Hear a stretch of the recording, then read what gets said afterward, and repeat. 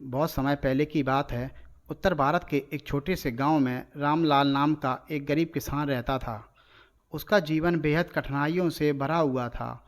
उसके पास थोड़ी सी ज़मीन थी जिस पर वह खेती करता था।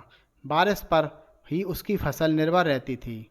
अगर मौसम ठीक होता तो फसल अच्छी हो जाती, लेकिन अगर समय पर बारिश ना हो तो उसके परिवार को भूखे रहने की नौबत आ जाती।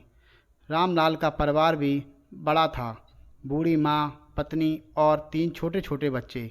वह दिन रात मेहनत करता, लेकिन आमदनी इतनी कम थी कि कभी पेट भर भोजन मिल जाता, कभी नहीं। अक्सर उसे गांव के साहूकार से कर्ज लेना पड़ता।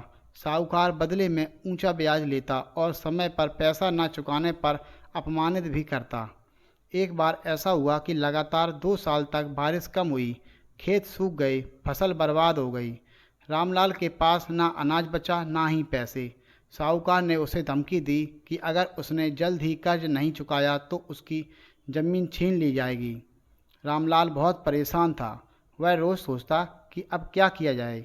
एक दिन उसने गांव के बड़े बुजुर्ग से सलाह ली। किसी ने कहा शहर जाकर मजदूरी कर ले।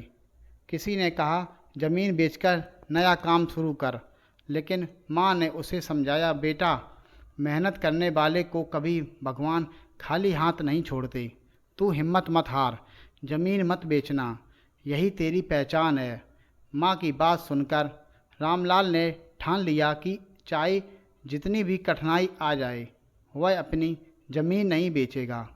रामलाल को याद आया कि गांव के पास एक सूखी नदी थी।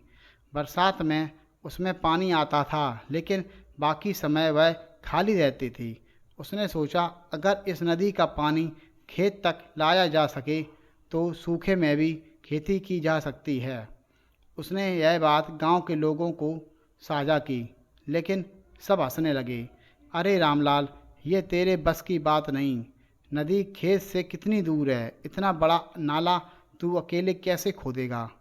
लेकिन रामलाल ने हार नहीं मानी।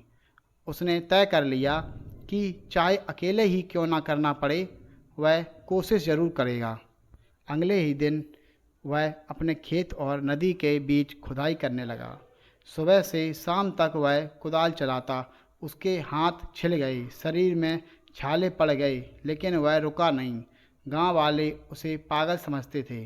बच्चे उसका मजाक उड़ाते, बड़े लोग उसे बेवकूफ़ कहते, लेकिन रामलाल अपने सपने में डटा रहा। पत्नी भी कभी कभी चिंता करती, इतना काम करके भी अगर सफलता ना मिली तो हमारे पास तो खाने को भी कुछ नहीं बचा।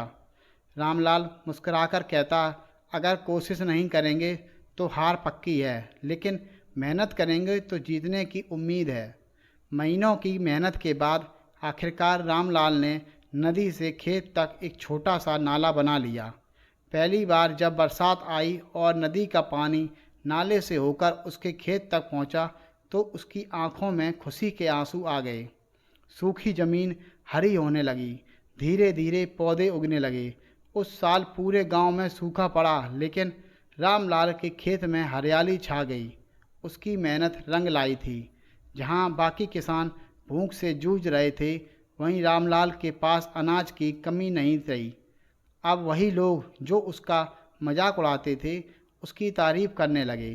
वो कहने लगे, रामलाल, तू सचमुच अद्भुत है।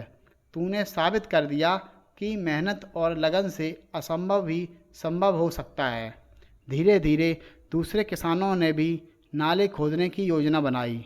सबने मिलकर नदी का पानी गांव के और खेतों तक पहुंचाया। अगली बार जब सूखा पड़ा तो पूरा गांव बच गया। अब किसी को भूखा नहीं रहना पड़ा। रामलाल के नाम पूरे इलाके में फैल गया। लोग उसे आदर से देखते। साहूकार जो कभी उसे अपमानित करता था, अब उसका सम्मान करने लगा।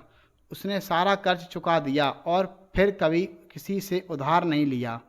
सबसे बड़ी बात यह थी कि रामलाल ने अपनी मेहनत और हिम्मत से न सिर्फ अपना परिवार बचाया, बल्कि पूरे गांव का भविष्य बदल दिया। इस कहानी से हमें यह सीखने को मिलता है कि परिस्थितियां चाहे कितनी भी कठिन क्यों ना हो, हमें हार नहीं माननी चाहिए। मेहनत और धैर्य से असंभव भी संभव हो सकता है। एक किसान की हिम्मत और सोच पूरे समाज को बदल सकती है। रामलाल भले ही गरीब किसान था, लेकिन उसकी सोच और हिम्मत ने उसे अमीर बना दिया। अमीर सम्मान में, अमीर आत्मविश्वास में और अमीर खुशियों में। दोस्तों, आज की कहानी आपको कैसी लगी कमेंट्स में ज़रूर बताएं। ऐसी ही हेल्पफुल और मोटिवेशनल कहानी के लिए चैनल को लाइक करें, शेयर करें, और अगर आप हमारे चैनल पर पहली बार आए हैं तो प्लीज़ चैनल को सब्सक्राइब जरूर करें। दोस्तों, मिलते हैं नई कहानी में। Okay, bye.